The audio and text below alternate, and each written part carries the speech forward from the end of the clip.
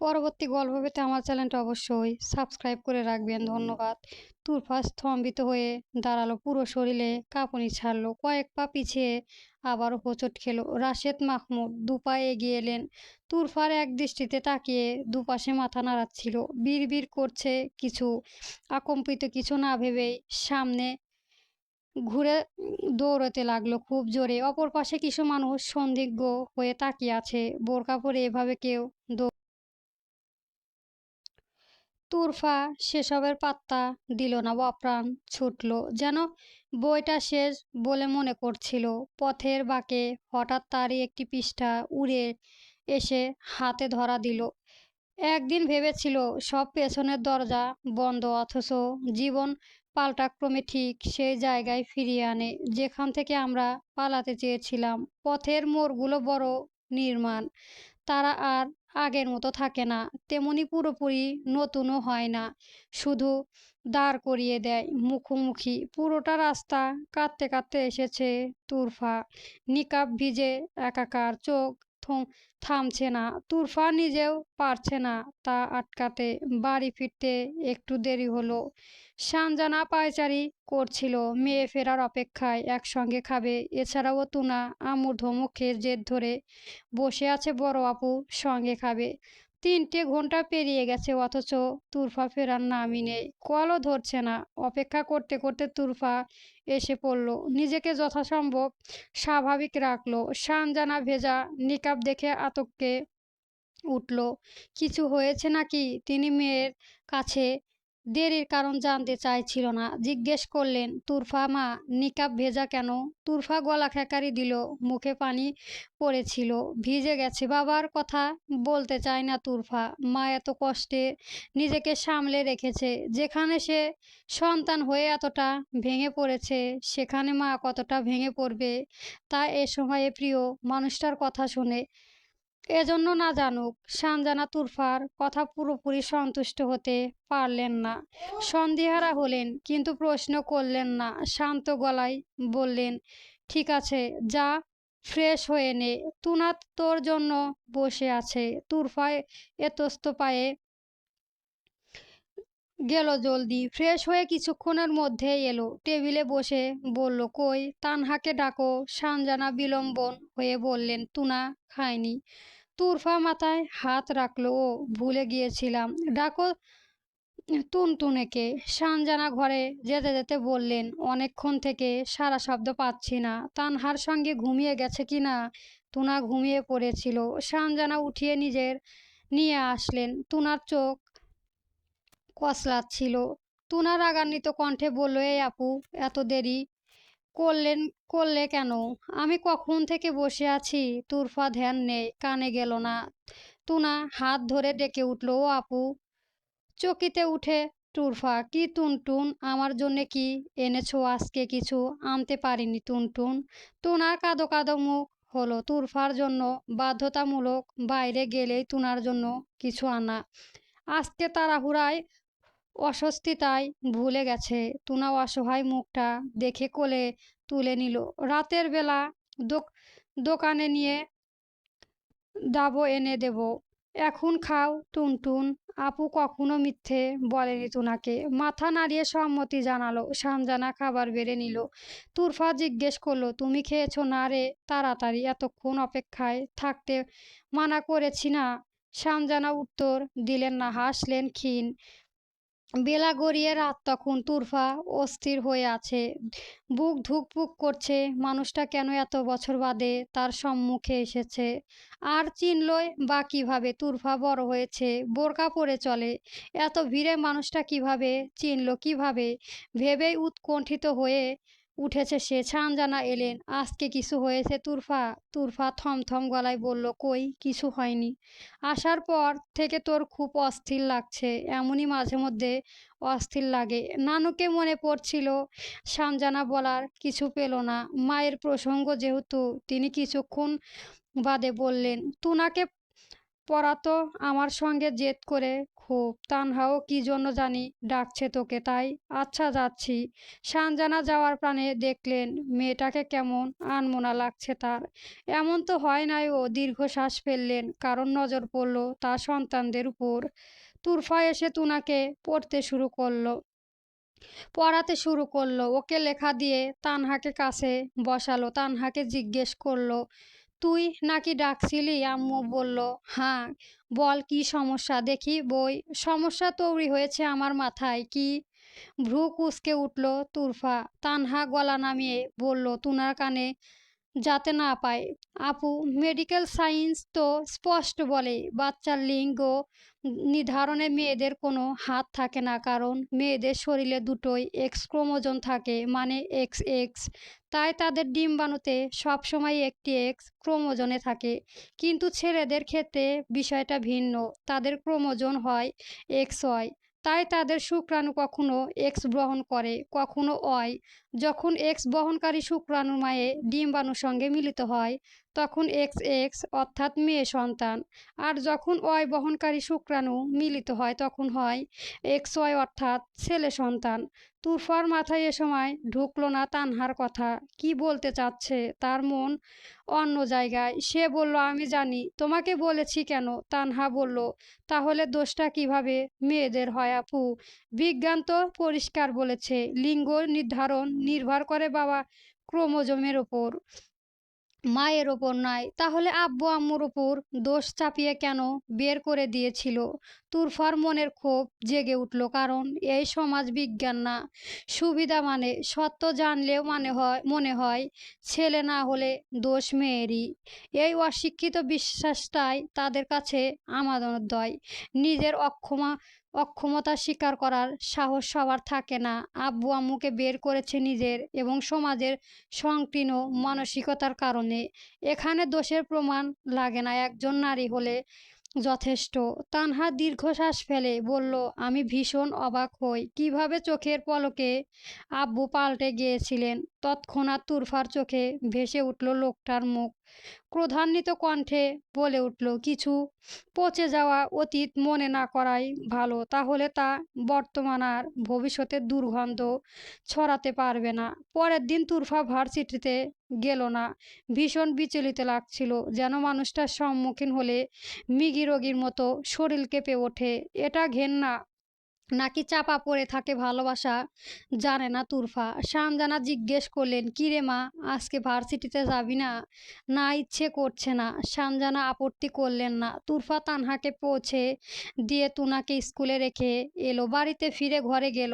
সারাটা দিন ঘরে অস্থির ছটফটানিতে কাটলো। শানজানা বেশ সন্দেহ হচ্ছিল, তবুও কিছু প্রকাশ করলেন না। নিজেকে সান্ত্বনা দিলেন, হয়তো মেয়েটা হাঁপিয়ে উঠেছে। এভাবেই দিনটা পার করলো তুরফা। পরের দিন সকালে আজও বিষণ্ণ মনে পায়চারি করছিল। সানজানা মেয়ের অদ্ভুত আচরণ লক্ষ্য করলেন। সরাসরি বললেন, আজকেও ভার্সিটিতে যাবি না? তুরফা নিচের ঠোঁট কামড়ে ধরল, আনমনে বলল, ভালো লাগছে না। সানজানা জরুরি দৃষ্টিতে তাকালেন, সত্যি করে বলতো, কি লুকোচ্ছিস আমার থেকে? তুরফা ঢোক গিলল, কই কিছু না, এমনি। আমার মা হওয়ার চেষ্টা করিস না। তোকে পেটে ধরেছি আমি, তুই না। স্পষ্ট বুঝতে পারছি কয়েকদিন ধরে কিছু একটা হয়েছে তোর। বল, কি লুকাতে চাচ্ছিস আমার থেকে? তুরফা মুখ হয়ে গেল ধরা পড়ার চোরের মতো। ইনিয়ে বিনিয়ে বলল, আমার যে বন্ধু ছিল না ফায়জা, ওর সঙ্গে সব শোধ শেষ। সানজানা হতভম্ব হলেন, কেন? ওর ভাই আমাকে অন্য চোখে দেখে। সম্ভবত এই কারণেই ও আমার সঙ্গে বন্ধুত্ব করেছিল। আপাতত এটা ছাড়া আর কোনো অজুহাত পেল না তুরফা। সানজানা মনে হলো এটাই হয়তো সত্য। তিনি শুধু বললেন, দেখ মা, স্বাভাবিকভাবেই মানুষ কাউকে পছন্দ করতে পারে, তাতে দোষের কিছুই নেই। সব পছন্দই খারাপ উদ্দেশ্য নিয়ে হয় না। একটা ছেলের ভুল দৃষ্টির জন্য বন্ধুত্বের সম্পর্ক নষ্ট করে ফেলাটা ঠিক হবে না। আগে বুঝে নে, তারপর সিদ্ধান্ত নে। তাড়াহুড়া করে সম্পর্ক ছিঁড়ে ফেললে পরে আফসোস হতে পারে। তুরফা শুনল, সানজানা নিজের কাজে গেলেন। তুরফা ঘরে এলো। আয়নার সামনে দাঁড়াতে প্রতিশ্রুতি তাকে ধিক্কা দিয়ে বলে উঠল, পালাবি কতদিন? তুই না খুব শক্ত দৃঢ় ছিলি। এ কি তোর নমুনা? মানুষটা মুখোমুখি হওয়ার সাহসটুকু নেই তোর। তুরফা আয়নার দিকে ঢক কোণে চোখে তাকালো। প্রতিশ্রুতির কথা ভেবে সন্ধি কেঁপে উঠল। প্রতিবাদ করল, না আমি শক্ত, আমি ভয় পাচ্ছি না। হাত মুখে কাছে তুলে নিঃশ্বাস নিল। ভেতরে অস্তিত্ব, চাপ, সমস্ত আবেগ এখনো টিকে আছে। তবুও সে নিজেকে বলল, পালানোর সময় শেষ, এবার মুখোমুখি হতে হবে। আর কেউ আমার সাথে সীমারেখা অতিক্রম করতে পারবে না। চোখ বাঁধিয়ে উঠল শরীর উত্তেজনা। প্রতিশ্রুতি যেন তাচ্ছিল্যভাবে হেসে আরো জোরে বলল, এইবার তুই দাঁড়াবি মুখোমুখি। এত সাহস আছে তোর? তুরফা ঠোঁট চেপে ধরলো, মাথা উঁচু করলো, দৃঢ় কণ্ঠে বলল, হাঁ, এবার আয়, পালাবো না। তার মুখোমুখি হব, দেখিয়ে দেব এটা দুর্বল তুরফা নয়। বলে চটজলদি ভার্সিটির জন্য রেডি হলো সে। তাড়াহুড়া করে বেরোলো। সানজানা ভ্রু কুঁচকালেন। উনি কিছু বলার আগেই তুরফা বলল, ভার্সিটিতে যাচ্ছি। আজকে না যাবি না বলেছিলি, এখন যাব। দেরি হয়ে যাবে না? হোক, তবুও যাব। সানজানা বিস্ময়িত হলেন। এটা তার মেয়ে তুরফা বলে মনে হচ্ছে না। তুরফা বলল, আমি যাচ্ছি আম্মু, আল্লাহ হাফেজ। বলেই চটজলদি বেরিয়ে গেল। সানজানা চিহ্নিত হয়ে রইল। মেয়ে কি হলো? মোটেও স্বাভাবিক লাগছে না। তুরফার ভার্সিটির প্রসঙ্গ আসার পর থেকে অস্থির হয়ে আছে। কোনো রকমে ক্লাস করলো। ক্লাস শেষ, অমনোযোগীও ছিল। স্যারের বকাও খেয়েছে। শেষমেশ বেরিয়ে এলো তুরফা। ভার্সিটির ভেতরে পায়চারি করছিল। চোখ চারপাশে ঘুরছিল। মানুষটা কি এসেছে আজও? ভার্সিটির সময় শেষ হতেই সে বাইরে বেরোলো। আশেপাশে বরাবর তাকালো, নেই। অনেকক্ষণ দাঁড়িয়ে থাকার পর মনে হলো কোথাও চোখ ভুল ছিল না তো। আসলে কি ওই মানুষটা ছিল, নাকি রাতে ঠিকঠাক ঘুমায়নি বলে ভুল দেখেছিল? ভাবনার মাঝেই আবারও উপস্থিত টের পেল। শরীরে ঘেমে উঠল, গলা শুকিয়ে আসছে। তুরফার পিছনে তাকালো। কয়েকজন মানুষ। তাদের ভেতরে একজনকে সন্দেহ হলো। মুখে মাস্ক, মাথায় সেই ক্যাপ। মনোবল শক্ত করে আনলেও চটজলদি হাঁটতে শুরু করলো। নিজেও বুঝতে পারছে না এ অস্বস্তিতা। কিছুক্ষণ পর আবারও পিছনে তাকালো। হাঁ, ওই লোকটাই। তুরফা নিজেকে শক্ত করে দৃঢ় গলায় বলে উঠল, কে আপনি? আমার পিছু নিচ্ছেন কেন? তবু কণ্ঠস্বর কাঁপছিল।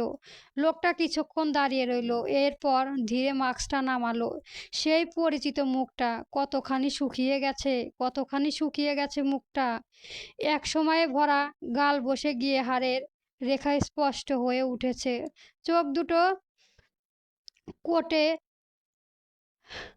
ঢুকে গেছে, তবুও ভেতরে এক ক্লান্তি জ্যোতি রয়ে গেছে। দাড়ি গোড়া গোঁফ এলোমেলো, মনে হচ্ছে যত্নের অভাব বহুদিনের। ঠোঁট ফেলে আছে সামান্য, রং হারিয়ে বিবর্ণ।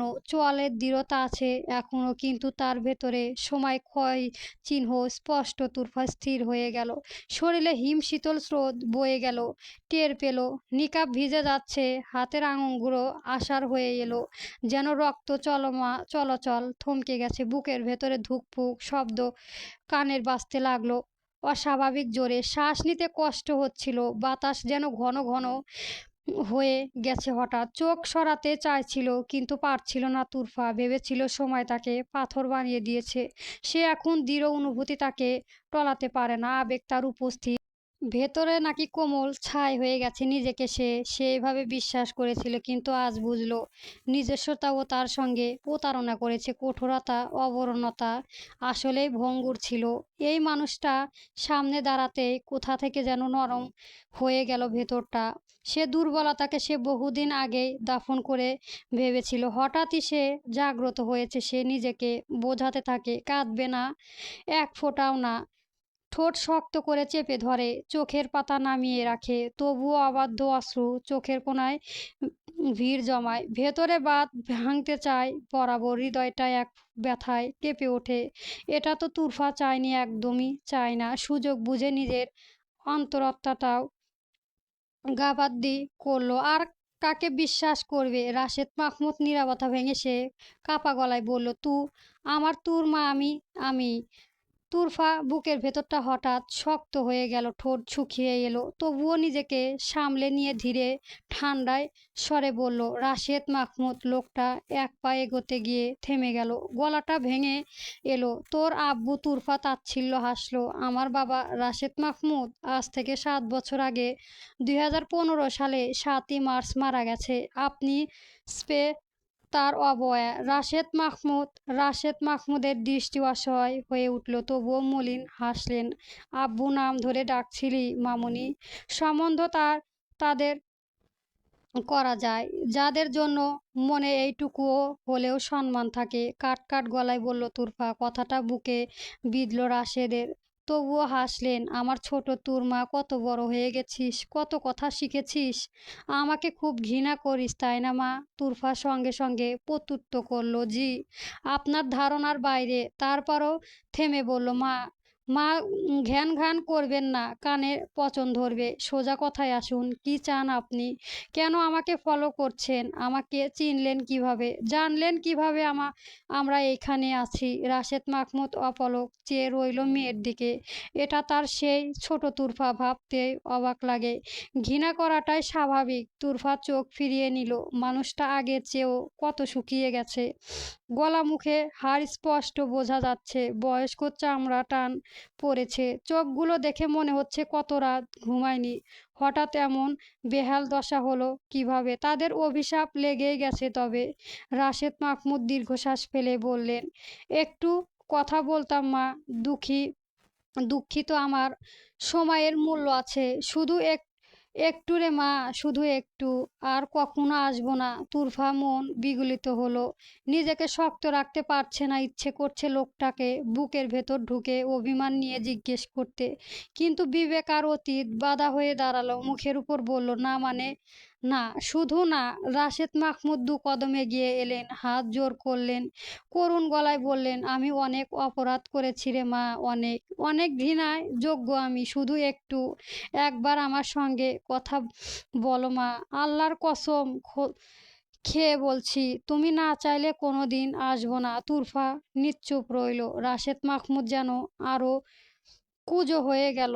বললেন, আমি পায়ে পড়ছি মা। চলন্ত রাস্তার আশেপাশে মানুষগুলো তাকিয়ে দেখছে। তুরফা এমন কাণ্ডে হতভম্ব হয়ে গেল। শাণিত গলায় বলল, উঠুন, এক্ষুনি উঠুন। আপনার বিবেকে ঘুণ পোঁচা ধরলেও আমার ধরেনি। রাশেদ মাহমুদ দাঁড়ালেন, চোখ নিয়ে অশ্রু ঝরছিল তার।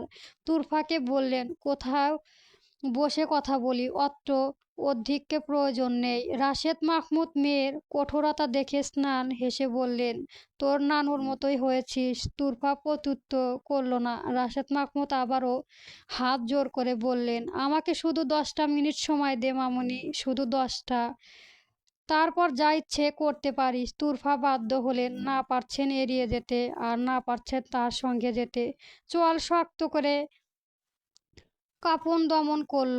পাশের রেস্টুরেন্টে ঢুকলো, প্রাইভেসির জন্য আলাদা কেবিনে ভেতর বসলো। ওয়েটার আসতে রাশেদ মাহমুদ শুধালেন, কি খাবি মা? এখনো তোর ফালুদার পছন্দ? তুরফা হাস্য হলো না। এসব ন্যাকামো বন্ধ করবেন। এসব কি করে কি বোঝাতে চাইছেন? খুব ভালোবাসেন? এত ভালোবাসেন যেন কুকুরের মতো অন্ধকারে স্ত্রী সন্তানকে বের করে দেন, এই কি আপনার ভালোবাসা? ওয়েটার হতভম্ব হয়ে দাঁড়ালো। রাশেদ মাহমুদের মুখটা অপমানে থমথমে হয়ে গেল, তবুও সে হাসলেন। ওয়েটারকে সামান্য কিছু বলে যেতে বললেন। তুরফার কথা সরাসরি বুকে লেগেছে। একটা মেয়ে কতটা ঘৃণা করতে পারে বাবাকে, এটাই যেন প্রকট। এমন বাবাকে ঘৃণা করাই স্বাভাবিক। রাশেদ মাহমুদের নিশ্চুপতা দেখে তুরফা বলল, আপনার আহ্লাদি শেষ হলে এবার আসল কথা বলবেন, নইলে আমি উঠছি। রাশেদ মাহমুদ অনুরোধ করলেন, বস মা, তোর নিকাব একটু উঠাবি দেখতাম। তুরফা রুদ্র গলায় বলল, অচেনা মানুষের সামনে মুখ খুলতে নেই, গুনাহ হয়। রাশেদ মাহমুদ ব্যর্থিত কণ্ঠে বললেন, আমি তোর আব্বু হই মা। তুরফা টসকে উঠল, চোখের জ্বালান্ত আগুন, গলা কাঁপছে, হাত আটসাট করে মুড়ে নিয়েছে। আপনি আমার বাবা? 7 বছর ধরে কোথায় ছিলেন? কেন এই অন্ধকারে আমাদের ছেড়ে দিয়ে গিয়েছিলেন? রাশেদ মাহমুদ ধীরে ধীরে বললেন, আমি আমি অনেক ভুল করেছিলাম মা, ভুল বোঝাবুঝি, গোপন সবই। রাগে তুরফা রাশেদ মাহমুদের প্রশ্ন জবাব দিতে পারল না। গা জ্বলছে, বুক উত্তাপে কাঁপছে। কিছুক্ষণ নীরবতা। রাশেদ মাহমুদ ভাঙা কণ্ঠে বললেন, তোর আম্মু কেমন আছে? তুরফা ক্ষোভ ফেটে উঠল। আমার আম্মুর নাম ভুলেও মুখে আনবেন না, জিভ টেনে ছিঁড়ে ফেলবো। লজ্জা হয় না এ ধরনের প্রশ্ন করতে? রাশেদ মাহমুদের মুখে অসহায়ত্বের ছাপ। তিনি থেমে কিছুক্ষণ চুপ থাকলেন, তারপর বললেন, আমি আমি এইসব ইচ্ছে করে করিনি মা। তুরফা রগ করে উত্তর দিল, হ্যাঁ আপনি তো ফিডার খাওয়ার নাদার শিশু, ইচ্ছে করেই করবেন না। জ্বালান্ত কয়লার মতো তুরফার কথাগুলো রাশেদের উপর ফোর করে ফোসকা ফোটাচ্ছিল। বুক ভরিয়ে আসছে, নিঃশ্বাস ওঠা নেমে করেছে। রাশেদ মাহমুদ কিছু বলার আগে নিজেকে ধরে রাখতে পারছিল না। আবারও একই কথা বললেন, মুখটা একটু দেখাবি? কি অসহায়ত্ব কণ্ঠস্বর! তুরফা নিকাব ভিজে একাকার, বরাবর মুখে লাগছে। শেষমেশ সে নামালো। মেয়েটাকে দেখে মন ভরে গেল রাশেদের। ইচ্ছে করছে ছেলেবেলার মতো আদরে ভরিয়ে দিতে মেয়েটাকে মুখখানি।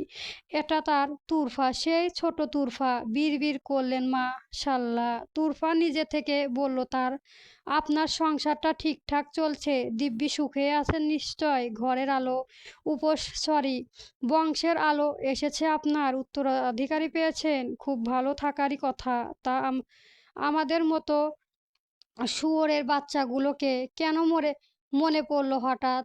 বের করে দেওয়ার সময় এই ভাষা গালি দিয়েছিলেন, তাই সেটা ইচ্ছাকৃতভাবে ব্যবহার করল। রাশেদ মাহমুদ ক্ষীণ কণ্ঠে বললেন, তোরা ছাড়া আমার কোনো সন্তান নেই। ঈশ্বর চকিতে উঠে তুরফার মনে মনে, আপনার পরবর্তী জীবনে বাচ্চা হয়নি না? উত্তর শুনে হেসে ফেলল তুরফা। তাই আল্লাহরও কুদরত, দুনিয়াতেও উচিত শিক্ষা দিলেন। মলিন হাসলেন রাশেদ মাহমুদ, অথচ মুখে কষ্ট স্পষ্ট। আসলে আল্লাহ আমাকে খুব বড় শাস্তি দিয়েছে। তুরফা বলল, এ কারণেই আমাদের খুঁজছেন। যখন দেখেছেন বংশের বাতি আনলে অথচ আলো জ্বলছে না, তখন পুরনো ফিউজ হওয়ার বাতিটাকে ঠিকঠাক মেরামত আনি। তাই তো। রাশেদ মাহমুদ দীর্ঘশ্বাস ফেললেন। মেয়ের কথাগুলো সহ্য করা তার পক্ষে কঠিন হয়ে উঠেছে।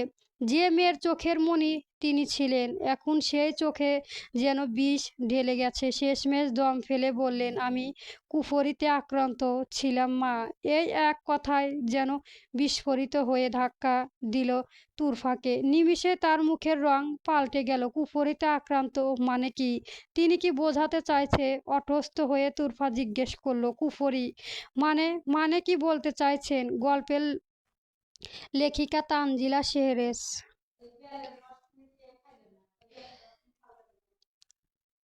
প্রত্যুক্ত করলেন তৎক্ষণাৎ। তুরফা বুঝতে উঠতে পেরে উৎকণ্ঠ নিয়ে বললেন, মিথ্যে মিথ্যে বলছেন আপনি, নিজেকে বাঁচাতে মিথ্যে বলছেন। রাশেদ মাহমুদ খুব শান্ত তবে করুণ কণ্ঠে বললেন, তুই আমার প্রথম সন্তান, আমার সঙ্গে 14টা বছর কেটেছে তোর।